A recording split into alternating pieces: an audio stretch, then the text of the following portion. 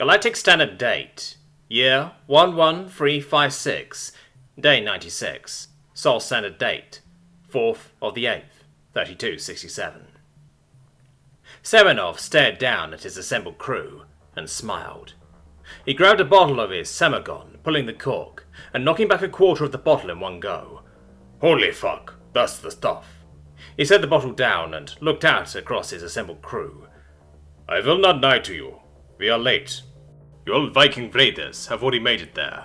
Though in Bjorn, it's possible that the fighting is already done. He had a pretty sizable raiding fleet at one point. However, the possibility also exists that Bjorn and his men have already fallen victim to the Azarians. They've been coming out in large numbers, so they're mostly the youngings.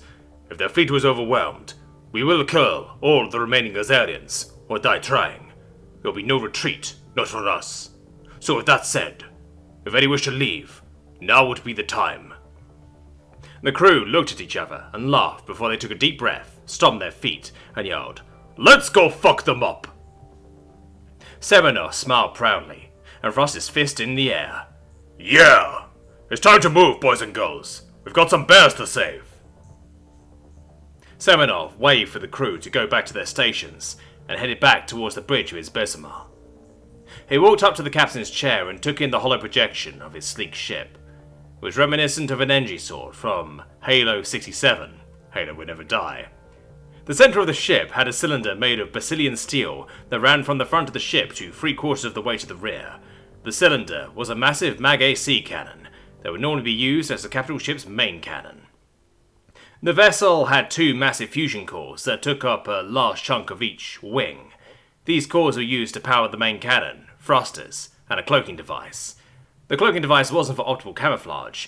It created a bubble of interference around the ship that made it near impossible to detect on any other wavelength. It even interfered with veil energy signatures. Because the ship is visible to the naked eye, Semenov had painted it Vantablack.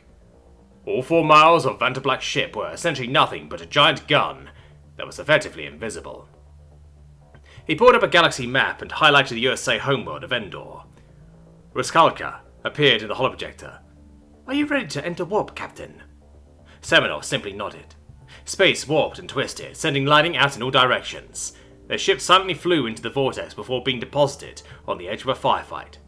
Semenov stared out at the battle ahead and analysed the situation. Only a few dozen raider craft of varying sizes were actively engaging in combat. Several dozen raider craft hung limp in the void, and the number of dead on the Azarian side was far into the thousands. Corpses littered the void for hundreds of miles. "Those battle-crazed maniacs really charged into the Azarians by the Emperor," Semenov said as he shook his head. Suddenly the room took on a red sheen as alarms went off. The Vice Captain Anya turned to Semenov. "Captain, there's a priest hidden here, and they sent an energy pulse our way." Semenov clenched his fists.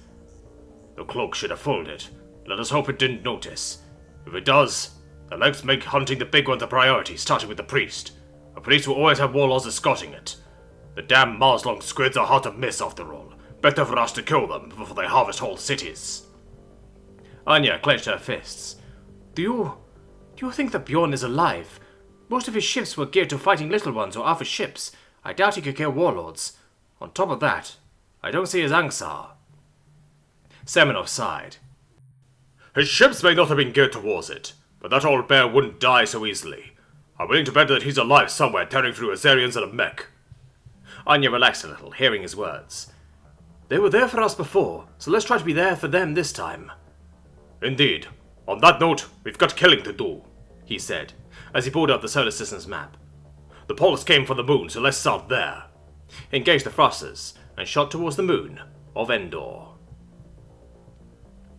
The Azarian priest Nagan was observing the battle on the livestock world with a critical eye. The humans here had damaged the All-Father's children, so I came to stomp them out of existence, but there were little more than scraps remaining by the time I had gotten here.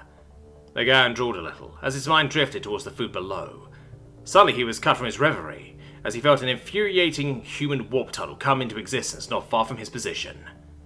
Priest Nagan stared out at a human warp tunnel that seemed to have nothing entering or exiting it. Curious. The humans are well known for being brazen in their entrance to entrap the lesser-minded children into a foolish charge. Whatever this is, I do not enjoy interruption. Energy gathered around one of his tentacles as he spread the energy into a thin cone. He pointed in the direction of the warp tunnel and let the energies fly out. Once you are seen by the Veil, you will never escape me.